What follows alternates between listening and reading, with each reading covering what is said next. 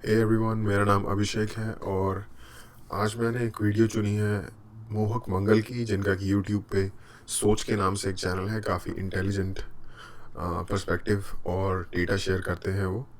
Perspective अगर आप लेना चाहो तो लो, अगर आप एग्री करते हो, नहीं एग्री करते, आपके पास काउंटर आर्ग्यूमेंट्स हैं तो रिजेक्ट कर दो। बट डेटा उनका approximately most of the time बहुत ही अच्छे से वेल एनालाइज्ड, वेल एक्सप्लेन्ड होता है। तो आज जो वीडियो मैं उनकी देखना चाहता हूँ, उसमें वो बात कर रहे हैं गवर्नमेंट जॉब के साथ इंडिया में क्या इशू है, जो कि यूथ के बीच में और पेरेंट्स के बीच में भी हमेशा से ये एक बहुत ही इम्पोर्टेंट सब्जेक्ट रहा है। मेरा पर्सनल ओपिनियन मैं शेयर करूँगा वीडियो के बाद कि क्या है, तो चलें देखते हैं। इमेजिन आप एक स्टूडेंट हैं जो गवर्नमेंट जॉब के लिए एग्जाम के लिए तैयारी कर रहे हो। आपके पेरेंट्स आपको एक इंस्टीट्यूट में भर्ती कराते हैं, आप बहुत मेहनत करते हैं और फिर एक एग्जाम देते हैं। मान लीजिए कि एग्जाम की कट ऑफ है 90 आउट ऑफ 100 पर आपके 89 मार्क्स आते हैं। पर एक दूसरा स्टूडेंट जिसके 90 मार्क्स आए थे, उन्होंने डिसाइड किया कि वो गवर्नमेंट जॉब की तरफ नहीं बल्कि प्राइवेट सेक्टर में जाना चाहते हैं। अब हम में से कई लोग बोलेंगे कि जो वैकेंसी क्रिएट हुई है वो आपको मिलनी चाहिए। इनफैक्ट वो वैकेंसी बस खाली रहती है और नेक्स्ट साल जब दूसरे स्टूडेंट्स एग्जाम देंगे तब वो भरी जाएगी। अब ये कितनी बेवकूफ़ी वाला रूल है सरकार का। मैं आज ही कोई रिपोर्ट देख रहा था, कहीं कोई न्यूज़ चैनल देख रहा था, जिसमें जो पर्सन था वो बता रहा था कि सिर्फ सेंट्रल गवर्नमेंट के अंदर, सरकारी जॉब्स के अंदर 7 लाख वैकेंसीज हैं जो खाली पड़ी हैं। मिलियंस में पूरी कंट्री के अंदर, स्कूल्स के अंदर, जो सरकारी स्कूल है उसमें टीचर की वैकेंसीज खाली पड़ी हैं और स्कूल में बच्चे बिना टीचर के अपनी पढ़ाई का नुकसान कर रहे हैं।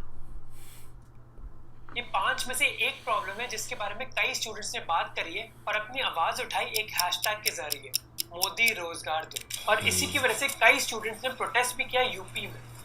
इस ट्रेंड के पीछे बहुत बड़ा योगदान दिया अभिनय शर्मा जैसे कई एसएससी टीचर्स ने। आज टीसीएस भी अगर कहीं एग्जाम लेने जाती है कैंपस सिलेक्शन के लिए तो सुबह प्री लेती है, शाम तक इंटरव्यू, रात तक तो वो ये निकाल देती है। चलो ठीक है, वो छोटे लेवल पे कर रही है, लेकिन आप अगर बड़े लेवल पे कर रहे हो, आप 15 दिन ले लो, 16 दिन ले लो, देश का चुनाव भी तो 1-1.5 महीने 2 महीने में खत्म हो जाता है। अब इस वीडियो में हम चर्चा करेंगे उन इश्यूज के। बिल्कुल सही पॉइंट है यार। इंडिया में जो ब्यूरोक्रेसी और रेड टेप है ना, स्पेशली जब वो इस तरीके के किसी इंडिविजुअल के पूरे कैरियर के साथ इस तरीके से छुपन छुपाई खेलता है, तो इतना ज़्यादा फ्रस्ट्रेशन और गुस्सा हम इमेजिन नहीं कर सकते आता होगा उन लोगों को जिनका कि पूरा का पूरा कैरियर स्टेक पे लगा हुआ है। अगर एक सिंपल सा एग्जामिनेशन प्रोसेस साल या सालों तक या महीनों तक डिले हो रहा है, तो ये सीरियसली ये इशू एक ऐसा है जिस पे सरकार को काम करने की ज़रूरत है। के बारे में जो स्टूडेंट्स ने उठाए हैं, पर एक ब्रॉड पर्सपेक्टिव भी लेंगे गवर्नमेंट जॉब्स का। ये गवर्नमेंट जॉब्स की रिक्रूटमेंट में क्या क्या समस्याएं हैं। एसएससी एग्जाम के बारे में स्टूडेंट्स ने 5 इश्यूज उठाए। स्टाफ सिलेक्शन कमीशन यानी कि एसएससी कई एग्जाम्स होल्ड करता है, इसमें से एक एग्जाम है कंबाइंड ग्रेजुएट लेवल एग्जाम। अब पहला इशू जो स्टूडेंट्स ने उठाया है वो है एक्स्ट्रा एग्जाम का। ये एग्जाम 3 टीयर में होता है। अगर आप पहले टीयर के बाद क्वालिफाई करते हैं तो आप दूसरे टीयर में जाते हैं और दूसरे के बाद तीसरे में जाते हैं। पर इस रूल को बदल दिया था सीजीएल 2019 के लिए, जहां एसएससी ने कहा कि ये टीयर 2 और टीयर 3 के एग्जाम करीब कुछ दिन के बीच ही कराए जाएंगे। इसका मतलब है कि कई स्टूडेंट जो एक्चुअली टीयर 2 एग्जाम पास नहीं करेंगे, उन्होंने एक एक्स्ट्रा एग्जाम दिया। दूसरा इशू है मार्क्स नॉर्मलाइजेशन के बारे में। अब ये एग्जाम डिफरेंट दिन कराया जाता है और डिफरेंट दिन में डिफरेंट क्वेश्चन पेपर्स होते हैं, चीटिंग और पेपर लीक की पॉसिबिलिटी को मिनिमाइज करने के लिए। अब क्योंकि ये डिफरेंट पेपर्स हैं, हो सकता है कि इनकी डिफिकल्टीज भी डिफरेंट हो, इसीलिए एसएससी मार्क्स को नॉर्मलाइज करती है इन डिफरेंट पेपर्स में, ताकि सारे स्टूडेंट्स को एक ही स्केल में कंपेयर कर दिया जाए। अब स्टूडेंट्स का मानना है कि नवंबर 18 का जो टीयर 2 पेपर था वो नवंबर 15 और 16 के पेपर से ज्यादा इजी था। इसी वजह से एसएससी ने उन स्टूडेंट्स के 80 to 100 पॉइंट्स कम कर दिए और दूसरे स्टूडेंट्स के करीब 30 to 80 पॉइंट बढ़ा दिए। अब नॉर्मलाइजेशन एक आम बात है, पर कई ऑनलाइन एजुकेटर्स और स्टूडेंट्स का मानना है कि इस बार नॉर्मलाइजेशन बहुत ही एक्सट्रीम थी। तो उसका कारण क्या है। तीसरा इशू है लैक ऑफ ट्रांसपेरेंसी। एसएससी ने ये नहीं बताया कि इस नॉर्मलाइजेशन के पीछे कारण क्या थे और ये क्यों इतनी एक्सट्रीम थी इस साल। इसके अलावा एसएससी ने स्टूडेंट्स के पहले 2 इशू तो टेक्निकल हैं, उसको एनालाइज करने के लिए बहुत सारा डेटा ग्राउंड रियलिटी के बारे में पता होना चाहिए। तो मैं उस पर कमेंट नहीं करूँगा गवर्नमेंट ने ऐसा क्यों किया है। अगर बहुत सारे लोग स्टूडेंट्स इसके बारे में शिकायत कर रहे हैं तो शायद वहाँ पे ज़रूर कुछ ना कुछ होगी चीज़ जिसमें सुधार किया जा सके। बट जो थर्ड बात हो रही है ट्रांसपेरेंसी की, डेफिनेटली यार अगर कोई भी गवर्नमेंट प्रोसेस है जिसके थ्रू ये डिसाइड होता है कि बहुत बड़ी संख्या में लोगों को उनकी लाइफ टाइम का रोज़गार या एक इतना बड़ा फ़ायदा मिलने वाला है और उसमें ट्रांसपेरेंसी नहीं है, लोगों को पता नहीं चल पा रहा कि पर्दे के पीछे डिसाइड हो रहा है, तो वही काम होंगे जो कहते हैं कि सरकारी नौकरी में भर्ती होना है तो घूस खिलानी पड़ती है। 15 लाख 20 लाख पुराने ज़माने में जब हम स्कूल में होते थे, चौथी पाँचवीं में, तो सुनने में आता था। तो वही काम होगा और उसके पीछे यही लैक ऑफ ट्रांसपेरेंसी है। तो इस पे ज़रूर सरकार कुछ करे। अगर आप सब कुछ ऑनलाइन ट्रांसफ़र कर रहे हो, डिजिटल इंडिया बनाने की कोशिश कर रहे हो, तो इन प्रोसेसेस को भी जितना से ज़्यादा हो सकता है ट्रांसपेरेंट बनाओ। मार्क्स भी नहीं रिलीज करें तो स्टूडेंट्स को अपने मार्क्स नहीं पता, बस उनको ये पता है कि क्या वो क्वालिफाई हुए हैं या नहीं हुए। अब ये स्टूडेंट्स के लिए और कंफ्यूजन क्रिएट कर देता है क्योंकि उनको ये नहीं पता कि ये मार्क्स नॉर्मलाइजेशन की वजह से उनका क्वालिफिकेशन नहीं हुआ या फिर उन्होंने कुछ गलत किया। चौथा इशू है रॉन्ग क्वेश्चंस के बारे में। अच्छा, इसमें एक और चीज़ है, बहुत ही बेवकूफ़ाना बात है कि आप मार्क्स नहीं रिलीज़ कर रहे, बंदे को पता ही नहीं चलेगा अपना मतलब जो स्कोर बोर्ड है उसमें कि मैं कितने से रह गया। क्या पता मैं बिल्कुल ही गंवार था, मैंने बेकार टेस्ट में किया था तो मेरा हुआ ही नहीं, या फिर मैं बिल्कुल पास था और मैं थोड़ी सी और मेहनत करके नेक्स्ट टाइम क्लियर कर लूँगा। अगर ये भी एक प्रॉब्लम है ना, अगर आप मार्क्स बता दोगे तो वो इस चीज़ को भी एनालाइज कर पाएगा अपने बारे में, मुकाबले इसके कि आप मार्क्स नहीं बता रहे, सिर्फ येस और नो में बता रहे हो। तो ये एक इंसान की हेल्प हो सकती है इस तरह से। लेकिन इसमें प्रॉब्लम ये है कि इसमें प्रॉब्लम नहीं है, बट ट्रांसपेरेंसी लाने में एक बहुत बड़ा इशू है कि अगर क्वेश्चंस जो हैं उनके आपने आंसर सही दिए हैं या नहीं दिए, अगर वो सब्जेक्टिव बन जाता है तो उस बात को सरकार अगर कितना भी सामने ला के रखे, फॉर एग्जांपल ट्रांसपेरेंसी बढ़ाने का तरीका ये हो सकता है, आप डिफरेंट कैटेगरी के एग्ज़ाम और उनकी वेटेज उसके रिज़ल्ट के अंदर ये बता सकते हो, और फिर उस हर कैटेगरी में ईच इंडिविजुअल के कितने मार्क्स आए या क्या परफॉर्मेंस रहा वो बता सकते हो, और फिर उसकी वजह से डिसीजन क्या लिया गया ये ऑटोमेटिकली पता चल जाएगा, पासिंग कट ऑफ क्या था इसके थ्रू। लेकिन वही अगर इसमें सब्जेक्टिव आ जाएगा तो प्रॉब्लम हो जाएगी। तो उस चीज़ के लिए कोई ना कोई सोल्यूशन ढूंढने की ज़रूरत है। कई बार एसएससी के पेपर्स में रॉन्ग क्वेश्चंस होते हैं, पर जिम्मेदारी एसएससी की नहीं होती स्टूडेंट्स को बताना, बल्कि स्टूडेंट्स को चेक करवाना होता है कि क्या ये क्वेश्चन गलत था या नहीं। और उसके बाद से अब लगातार क्या देखने को मिल रहा है कि 5-6 क्वेश्चन ये लोग गलत छाप देते हैं यार पेपर में। फिर ये क्या नोटिस निकालते हैं कि रिप्रेजेंटेशन मांगते हैं कि अगर आपको लगता है कोई क्वेश्चन का आंसर गलत है, कोई क्वेश्चन गलत है, तो बताइए, हमें पर क्वेश्चन 100 रुपए देना होगा। गलती तुम करो और गलती बताने का 100 रुपए हम दें। और फाइनली है लैक ऑफ वेटिंग लिस्ट, जिसके बारे में हमने इंट्रोडक्शन में बात करी थी। यार क्वेश्चन ही गलत दे रहे हो और बंदे को बोल रहे हो कि वो बता भाई, तुम चेक करके बताओ कि हमने कोई गलत क्वेश्चन तो नहीं दे दिया तुम्हें, और जो तुम बताओगे उसके 100 रुपए भी दो। वो हाल है यार। वेटिंग लिस्ट क्रिएट करने से कम नेक्स्ट बेस्ट कैंडिडेट को क्वालिफिकेशन मिल सकती है, पर इसके एब्सेंस में एक वैकेंसी ही बने रहती है जो बस नेक्स्ट साल ही भरी जा सकती है। और ये पहली बार नहीं है कि स्टूडेंट्स एसएससी एग्जाम के बारे में प्रोटेस्ट कर रहे हैं। सितंबर 2020 में भी सीजीएल 2018 के बारे में स्टूडेंट्स प्रोटेस्ट कर रहे थे क्योंकि टियर 3 रिजल्ट्स बहुत डिलेड थे। अब ये सभी एग्जाम रिलेटेड इश्यूज थे, पर एक मेजर इशू जो स्टूडेंट्स उठा रहे हैं वह कि गवर्नमेंट जॉब में रिक्रूटमेंट बहुत टाइम से गिर रही है, और ये गिरावट इस कारण की वजह से नहीं आई है कि सारी सरकारी जॉब्स फुल हो गई हैं। इनफैक्ट 6 लाख से ज्यादा वैकेंसीज है इंडिया के सरकारी डिपार्टमेंट्स में। और ये लो रिक्रूटमेंट का इशू इतना सरप्राइजिंग है क्योंकि एक्चुअली इंडिया को जरूरत है अपनी गवर्नमेंट ब्यूरोक्रेसी की स्ट्रेंथ बढ़ाने के लिए। जैसे 2019 के सिविल सर्विसेज बैच में बस 24 फॉरेन सर्विस ऑफिसर्स थे। इंडियन फॉरेन सर्विस की कार्डर स्ट्रेंथ है अराउंड 850, और अगर हम दूसरी कंट्री से कंपेयर करेंगे हमें पता चलेगा कि वो कितनी कम है। न्यूजीलैंड के पास 5 गुना ज्यादा डिप्लोमेट्स है इंडिया के कंपैरिजन में, जबकि उनकी पॉपुलेशन बस 50 लाख है। ये कॉन्फिडेंस बिल्ड नहीं करती ऐसे देश के लिए जो विश्व गुरु बनना चाहता है। इंडियन फॉरेन सर्विस बस एक इंडिकेटर है। जैसे इंडिया की पुलिस स्ट्रेंथ यूनाइटेड नेशंस के सजेस्टेड पुलिस के मामले में पुलिस स्ट्रेंथ, डिप्लोमेट स्ट्रेंथ का मैं बहुत अच्छे से, क्योंकि मैंने पढ़ा नहीं उस बारे में, मैं बता नहीं सकता। बट ऑफ कोर्स अगर आपके पास ज़्यादा डिप्लोमेट होंगे आपकी लॉबी करने के लिए दूसरे देशों में, आपके फेवर में ज़्यादा लोग होंगे, सिंपल सा लॉजिक बनता है। बट मैं डिटेल में नहीं जानता उसके बारे में। लेकिन पुलिस शॉर्टेज जो इंडिया में है वो प्रॉब्लम शायद लोगों को रियलाइज़ ही नहीं होती इंडिया में कि कितनी बड़ी प्रॉब्लम इंडिया की ये है कि इंडिया में एक बहुत हाई नंबर पे पुलिस शॉर्टेज है। इसके ऊपर मैंने आज से लगभग 2 साल पहले लगभग बात की थी, शायद 2 साल से भी ज़्यादा पहले मैंने वीडियो बनाया था, उस पर मैंने इसके बारे में बात की थी। बट बहुत कम इसके बारे में सुनने को मिलता है यूट्यूब या प्लेटफॉर्म पे या किसी भी और न्यूज़ मीडिया या इन तरह की चीज़ों पे। रेशियो से बहुत कम है। ये और भी खराब हो जाती है अगर हम पुलिस स्ट्रेंथ को वैकेंसी से एडजस्ट करते हैं। और जब गवर्नमेंट सर्विसेज की रिक्रूटमेंट कम होती है तो 2 चीज़ें होती है। पहला, जो गवर्नमेंट सर्विसेज की कवरेज है वो ज़्यादा बढ़ नहीं पाती, और दूसरा, जो एग्जिस्टिंग गवर्नमेंट ऑफिसर्स हैं उन पर ज़्यादा प्रेशर बढ़ जाता है। 24% पुलिस ऑफिसर्स ने रिपोर्ट किया कि वो 16 घंटे से ज़्यादा काम करते हैं हर दिन। 73% ने कहा कि उनका काम उनकी मेंटल और फिजिकल हेल्थ पर एक बुरा असर डाल रहा है, और 84% ने कहा कि उनके पास इतना टाइम नहीं होता अपनी फैमिलीज के साथ बिताने के लिए। इसीलिए इतना सरप्राइजिंग नहीं है कि पुलिस ब्रूटैलिटी इंडिया में बहुत कॉमन है। और ऐसा नहीं है कि हमारी सरकार इसके बारे में जानती नहीं है। होम मिनिस्टर अमित शाह ने इस पुलिस सिटीजन रेशियो को इम्प्रूव करने के बारे में बात करी है, और 2021 के बजट के हिसाब से 1 लाख से ज्यादा गवर्नमेंट जॉब्स क्रिएट करी जाएंगी मार्च 2019 और मार्च 2021 के बीच। पर ये मानना बहुत मुश्किल है कि इतनी ही जॉब्स क्रिएट होंगी, क्योंकि हिस्टोरिकली हम देख सकते हैं कि जितनी जॉब्स गवर्नमेंट बजट में प्रॉमिस करी जाती है उससे बहुत कम एक्चुअली क्रिएट होती है। तो हम ये समझ सकते हैं कि इंडिया को ज्यादा गवर्नमेंट वर्कर्स की जरूरत है, और वैकेंसीज भी हमारी गवर्नमेंट में। तो क्या कारण है जिसकी वजह से ये वैकेंसीज भरी नहीं जा रही? पहला कारण है कि इस भाई कुछ कारण नहीं है, इनकॉम्पिटेंट है, ये कारण है, करना नहीं चाहते काम, ये कारण है। इसकी वजह से कुछ ऑफिसर्स की प्रमोशन टाइमलाइंस चेंज हो सकती है। एक पुलिस ऑफिसर ने एक इंटरव्यू में बताया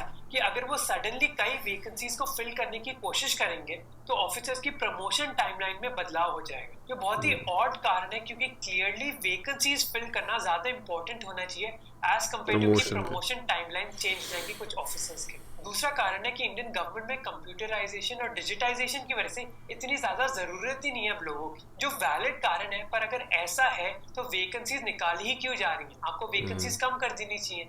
तीसरा कारण है लैटरल एंट्री। मोदी सरकार ने एक अपॉर्चुनिटी दी है उन लोगों को जिनके पास प्राइवेट सेक्टर एक्सपर्टीज है कि वो सरकार की भी मदद कर सके, जो एक अच्छा मूव है, क्योंकि उन लोगों के पास ऐसा एक्सपीरियंस हो सकता है जो शायद आईएएस ऑफिसर्स के पास ना हो। पर अगर ऐसा है तो 6 लाख वैकेंसीज क्यों है हमारी सरकार में? वो वैकेंसीज तो कम हो जानी चाहिए। और लास्ट कारण है कि हमारी गवर्नमेंट में परमानेंट वर्कर्स की बजाय कॉन्ट्रैक्चुअल वर्कर्स की गिनती ज्यादा बढ़ रही है। जैसे 2013 और 17 के बीच जो कॉन्ट्रैक्ट, ये ना प्रॉफिट और एफिशिएंसी बढ़ाने का ये एक तरीका है जो कि जस्ट गवर्नमेंट तो क्या प्राइवेट सेक्टर में बहुत बड़े लेवल पे होता है।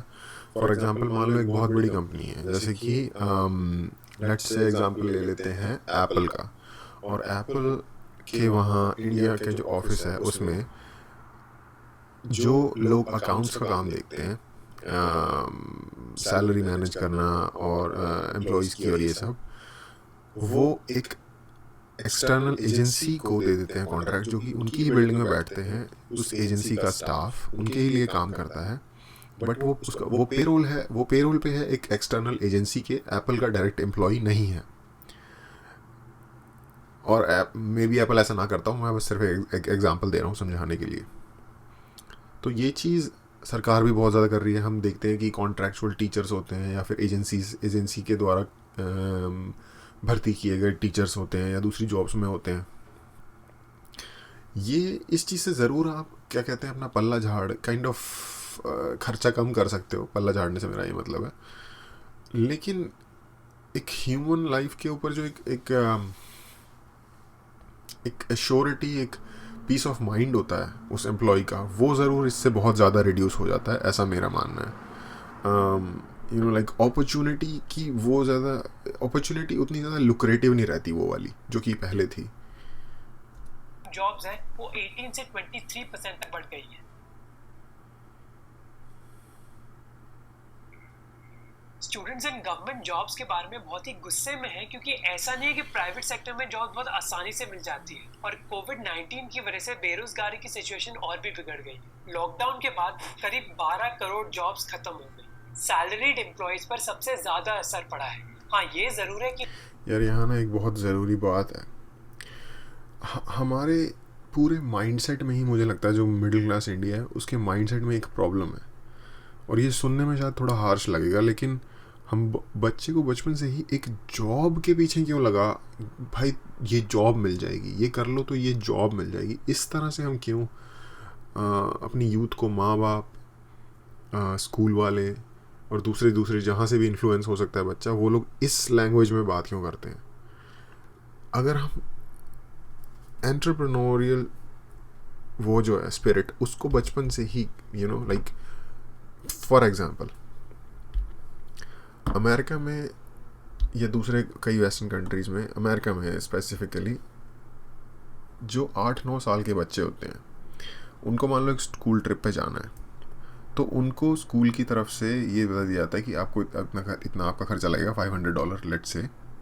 और वो क्या करते हैं कि वो उस पैसे को करने के लिए उनके माँ बाप या उनके टीचर स्कूल के उनको प्रोत्साहित करते हैं कि आप इस पैसे को खुद कमाओ, जो कि 8 साल या 10 साल की एक बच्ची है, 8 साल 9 साल 7 साल। वो कैसे करते हैं? वो एक छोटा सा लेमोनेड स्टैंड लगाते हैं किसी भी अपने नेबरहुड के आसपास, और जो पड़ोस के लोग हैं वो उनको देखते हैं, वो उनको पैसे दे देते हैं, और नहीं भी लेमोनेड लेना होता तो फिर भी उससे ले लेते हैं कि चलो छोटी बच्ची की कमाई हो जाएगी। और ऐसे ही वो कैंडी बेचते हैं किसी और पर्पस के लिए। तो एक समझ रहे हो, एक प्रोडक्ट बनाना और उसको बेचने का जो एक छोटे से प्यारे से क्यूट से लेवल पे स्टार्ट होता है, बट उससे जो आपकी माइंड की जो ग्रूमिंग या कंडीशनिंग होती है एक ट्रेडर बनने की, एक क्रिएटर बनने की, एक एंटरप्रेन्योर बनने की, वो वहाँ से आ जाती है। तो इस तरीके की चीज़ों को हमें प्रमोट करना चाहिए। हमें ये नहीं होना चाहिए भाई आप एक सबसे पहली बात तो यार गवर्नमेंट जॉब के पीछे भागने वाली चीज़, ठीक है, वो नहीं तो इंजीनियर या डॉक्टर बन जाओ, ठीक है, जॉब ले लो बस कहीं से भी, ठीक है। जॉब भी बहुत सारे लोगों के लिए जॉब ही एक सही रास्ता होगा, लेकिन कोशिश इस बात की होनी चाहिए कि, और हर कोई ऑफ कोर्स एंटरप्रेन्योर नहीं बन सकता, लेकिन कोशिश होनी चाहिए, उस चीज़ की एनकरेजमेंट होनी चाहिए।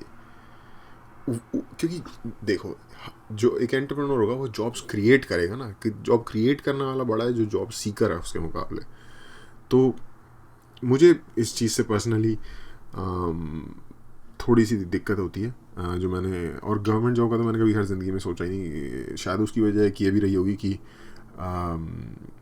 मुझे बचपन से ही लगता था कि गवर्नमेंट जॉब में जो भी लोग काम करते हैं वो बिल्कुल निठल्ले होते हैं और आलसी होते हैं। ऐसा नहीं है, शायद ज़्यादा लोग अपना काम करते हैं ईमानदारी से, इसीलिए देश चल रहा है। अगर हर कोई निठल्ला और बेकार निकम्मा इंसान होता तो शायद देश नहीं चल पाता, बट एक इमेज उनकी ऐसी बनी हुई है, और इस वजह से एक धिक्कार सा आता है अंदर से, जो कि अब मुझे रियलाइज़ हो रहा है कि शायद एक छोटे नासमझ तरह की अप्रोच थी मेरी, क्योंकि मैं छोटा था उस वक्त।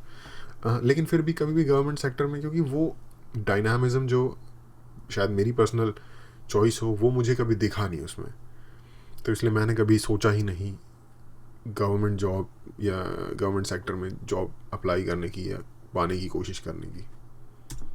कि इंडिया की इकोनॉमी की सिचुएशन अब बेटर हुई है, पर जब निर्मला सीतारमन हमारी फाइनेंस मिनिस्टर ने अपनी बजट स्पीच दी थी, तब भी जो जॉब्स का आंकड़ा था वो प्री कोविड लेवल से करीब 1.5 करोड़ जॉब्स कम था। एक रिपोर्ट के हिसाब से एटलीस्ट 20% लोग जिनकी जॉब लॉकडाउन की वजह से चली गई थी वो दिसंबर 2020 तक बेरोजगार थे, और कई लोग इसके बारे में बहुत चिंतित थे। जैसे 26 साल की अमीशा रेड्डी बैंगलोर से, जिनके पास एक पोस्ट ग्रेजुएट डिग्री है एक बहुत ही अच्छे डिजाइन इंस्टीट्यूट से, और जो एक मल्टीनेशनल कंपनी के लिए काम कर रही थी। पर जून 2020 में उनकी कंपनी ने 35 लोगों को इंक्लूडिंग उनकी पूरी टीम को फायर कर दिया, और उसके बाद उन्होंने करीब 40 कंपनीज में अप्लाई किया है और बस 3 ही इंटरव्यूज उनको मिले हैं। वो कहती कि एक जॉब मिलना ऑलमोस्ट नामुमकिन हो गया है। Companies full time designers hire ही नहीं करना चाहती, और जो कर रही हैं वो एक फ्रेशर की सैलरी दे रही हैं। पर ये बहुत सरफेस लेवल प्रॉब्लम्स है इंडिया की जॉब मार्केट के बारे में। अगर आप लेबर फोर्स पार्टिसिपेशन रेट को कंपेयर करोगे तो इंडिया की है 40% और ग्लोबल एवरेज है 66%। अब लेबर फोर्स पार्टिसिपेशन रेट हमें बताती है कि किसी भी देश में कितने लोग जो एक जॉब कर सकते हैं वो या तो एक जॉब कर रहे हैं या फिर एक जॉब की तलाश में है। और इंडिया की, क्योंकि इसका एक बहुत बड़ा कारण है इंडिया में बहुत एक तो आई थिंक इसमें 2 चीज़ें फैक्टर इन करनी पड़ेंगी इस लेबर रेट पार्टिसिपेशन को समझने के लिए, लेबर फोर्स पार्टिसिपेशन रेट को समझने के लिए, कि इंडिया में एक तो बहुत बड़ी संख्या में हाउसवाइफ्स हैं, जो कि अगर आप एक ग्लोबल लेवल पे जाके देखोगे तो ऑलमोस्ट हर घर में जो लेडी होती है वो भी काम कर रही होती है इन जनरल स्पेशली वेस्ट में या फिर लैटिन अमेरिकन कंट्रीज़ में। और या फिर ईस्ट में, for example Japan, China, south Korea, इस तरह की जो कंट्रीज़ हैं इनके अंदर, एक्सेप्ट लाइक जो अफ्रीका है और मिडल ईस्ट है। उसके अलावा दूसरी चीज़ ये है कि इंडिया में जो यंग बच्चे हैं उनकी संख्या का जो रेशियो है वो थोड़ा ज़्यादा हाई है, तो वो भी चीज़ फैक्टर इन होती है कि वो भी स्कूल में या पढ़ाई कर रहे हैं, तो इस वजह से वो काम नहीं कर रहे। लेकिन शायद क्योंकि वो नंबर इतना बड़ा नहीं हुआ, क्योंकि लेबर रेट काउंट किया गया। अब ये नहीं पता चल रहा कि वो लेबर है ये कैसे डिसाइड हो रहा है, उसकी एज से, क्योंकि कुछ तो इसका बेसिस होना चाहिए, और जो मुझे लगता है कि आई थिंक एज से ही होगा कि जो 18 या 21 का हो गया है उस हिसाब से। बट हो सकता है वो कॉलेजेस में हो, यूनिवर्सिटीज़ में हो, कुछ और तरीके की चीज़ कर रहे हो, स्टडी कर रहे हो। और ऑफ कोर्स सबसे बड़े तो बेरोजगार ही हैं। कि labour force participation rate global average से कम है, वो हमें बताता है कि शायद कई लोग ऐसे हैं जिन्होंने जॉब ढूंढना ही छोड़ दिया है, और ऐसी प्रॉब्लम्स की वजह से ही पीएचडी कैंडिडेट्स भी पियोन पोजीशंस के लिए अप्लाई कर रहे हैं। और ये कोई नया ट्रेंड नहीं है, ये स्टोरी थी 2018 से। ये दूसरी स्टोरी भी इसी प्रॉब्लम के बारे में बात कर रही है, और वो है 2015 की। पर ऐसी प्राइवेट सेक्टर, ये पीएचडी वाली पे भी एक कुछ मैं कहना चाहूँगा, वो ये कि यार सिर्फ पीएचडी कह लेने से पीएचडी की क्वालिटी नहीं आ जाती। अगर इतने ही सारे वो सारे ही पीएचडी 93,000 जो है वो सारे ही पीएचडी इतने ज़्यादा टैलेंटेड होते, जो कि पीएचडी सुन के हमारे दिमाग में आता है कि ओ पीएचडी, डॉक्टरेट किया उसने, रिसर्च करके कुछ फाइंड आउट किया है। अगर वो इतने ज़बरदस्त पीएचडी होते तो वो कुछ ना कुछ कहीं ना कहीं कर लेते। इस दुनिया में बहुत सारी कंट्रीज़ ऐसी हैं जो लोगों को उनकी रिसर्च के बेस पे, पीएचडी की है तो रिसर्च की होगी ना, उनकी रिसर्च के बेस पे इमिग्रेशन देती है और जॉब भी देती है। तो यानी कि मुझे नहीं लगता, जैसा कि आपको अक्सर लोग मिल जाएंगे जो ग्रेजुएट होंगे बट उनको 10वीं पास भी, जो जिसने ढंग से पढ़ के 10वीं पास की हो उसके जितनी भी नॉलेज नहीं होगी, तो वो पीएचडी भी मेरे ख्याल से ज़्यादातर वैसे ही है। मेरे ये कहने से मेरा ये मतलब नहीं है कि इंडिया में जॉब की प्रॉब्लम नहीं है प्रॉब्लम, लेकिन इंडिया में जो पढ़ाई करके आप निकलते हो ना, उसकी क्वालिटी की भी बहुत बड़ी प्रॉब्लम है। और जिन लोगों को इस बात के बारे में पता नहीं है या अंदाज़ा नहीं है, उनको इसमें ज़रूर देखना चाहिए ताकि उनको सच्चाई का पूरा रियलाइजेशन हो सके। की प्रॉब्लम्स की वजह से ही करीब 80% लोग जो 22 साल से कम की उम्र के हैं वो और गवर्नमेंट जॉब्स की डिमांड कर रहे हैं। अब हम सॉल्यूशंस की तरफ आते हैं। अगर हम एसएससी एग्जाम्स के सॉल्यूशंस के बारे में बात करेंगे तो सॉल्यूशन बहुत स्ट्रेट फॉरवर्ड है। वेट लिस्ट क्रिएट करना, टीयर 1, टीयर 2 और टीयर 3 एग्जाम्स के बीच में गैप रखना ताकि कुछ स्टूडेंट्स को एक एक्स्ट्रा एग्जाम ना देना पड़े, और सबसे ज्यादा जरूरी है कि कम्युनिकेशन और ट्रांसपेरेंसी बढ़ाना। अभी कई स्टूडेंट्स को कुछ आइडिया है कि नॉर्मलाइजेशन जो हुई है इस साल वो इतनी ज्यादा क्यों है और उनके कितने मार्क्स आए। इसीलिए एसएससी को लगातार कम्युनिकेट करना चाहिए ताकि स्टूडेंट्स को पता रहे कि सिचुएशन क्या है। जैसे और एक और बात ये कि अगर आप ज़्यादा से ज़्यादा गवर्नमेंट जॉब की चाहते हो, या जितनी है वो उतनी ही नहीं भर पा रहे, वो ज़्यादा निकाल भी लेंगे तो भी मेन प्रॉब्लम इनएफिशिएंसी है। जिन एजेंसीज का काम है इसको रेगुलेट करना, हायर करना, उनकी इनएफिशिएंसी की प्रॉब्लम है। अगर वो एफिशिएंट होते तो ऑलरेडी जो इतनी सारी जो खाली पोजीशंस है वो भरते पहले। तो अगर वो क्रिएट कर भी देंगे तो एक और उसी बंच को बड़ा करेंगे। और अगेन गवर्नमेंट का रोल इंडिया में आने वाले टाइम में अगर आप नहीं देख पा रहे हो तो मैं बताता हूँ, छोटा होता जा रहा है, क्योंकि हमारी इकॉनमी शिफ्ट हो रही है मार्केट इकॉनमी की तरफ more and more, free economy की तरफ more and more. Private sector ज़्यादा से ज़्यादा क्षेत्रों में आता जाएगा। आप उसके लिए अपने आप को कंडीशन करो, आप उसके हिसाब से उस फ्यूचर को माइंड में रख के सोचो। गवर्नमेंट जॉब हो सकता है कि सिर्फ कुछ ही क्षेत्रों में रह जाए आने वाले 50 सालों में, जैसा कि ज़्यादातर वेस्टर्न कंट्रीज़ में, और वो नेसेसरीली कोई बुरी चीज़ नहीं है कंट्री के डेवलपमेंट के लिए। स्टूडेंट्स को यही नहीं पता होता कि एग्जाम के रिजल्ट्स कब आने वाले हैं, इसकी वजह से वो अपनी जिंदगी प्लान ही नहीं कर पाते। और अगर हम यही मैं कह रहा था, यंग बंदे को अगर ये ना बताओ कि मैंने करना क्या है, जब तक ये चीज़ नहीं फाइनलाइज हो जाती, ये बहुत फ्रस्ट्रेट करने वाली चीज़ है यार। when जॉब्स की बात करें तो उसके बारे में सोल्यूशन इतने आसान नहीं। सबसे आसान सोल्यूशन ये होता है बोलना कि सरकार को ज्यादा पैसा खर्च करना चाहिए, पर पैसों की जरूरत हर एरिया में होती है। उससे बेटर सोल्यूशन है कि हमारी सरकार को अपनी स्पेंडिंग एफिशिएंसी बढ़ानी चाहिए, और जो पैसा उनको अलॉट किया जा रहा है कम से कम वो खर्च करना चाहिए। जैसे 2016-17 में जो एलोकेटेड बजट था गवर्नमेंट जॉब्स के बारे में वो था करीब 1,13,000 करोड़ रुपए, पर केवल 90,000 करोड़ रुपए ही यूटिलाइज हुए थे। तो अगर सरकार अपना अलॉटेड बजट ही स्पेंड करेगी तो उससे कई वैकेंसी शायद कम हो सकती है और होपफुली वो स्टूडेंट जो रोजगार की मांग कर रहे हैं उनकी इच्छा भी पूरी हो सकती है। भाई का इंस्टाग्राम फॉलो कर लेना यार, और जो भी है वीडियो का मैं लिंक डाल दूंगा तो आप डायरेक्ट जाके वीडियो भी देख सकते हो डिस्क्रिप्शन में। या मैं शुरू से ही जो कह रहा था, मेन प्रॉब्लम इनएफिशिएंसी है, फाइनल थिंग इनएफिशिएंसी और लैक ऑफ ट्रांसपेरेंसी। सरकार की ये प्रॉब्लम है और ये जस्ट इस गवर्नमेंट की प्रॉब्लम नहीं है, ये चलती आ रही है। और ये इस गवर्नमेंट की प्रॉब्लम ये है कि ये गवर्नमेंट भी उसको सुधारने के लिए शायद कुछ टेंजिबल नहीं कर रही, ये है प्रॉब्लम। तो यार बड़ा ही इम्पोर्टेंट इशू है ये गवर्नमेंट जॉब्स का या जनरल रोज़गार का जो इशू है वो अपने आप में एक बहुत बड़ा इशू है। आई थिंक दुनिया की हर कंट्री में हर गवर्नमेंट के सामने ये एक बड़ा प्रॉब्लम बन के खड़ा रहता है, तो इस पे बात करनी ज़रूरी है।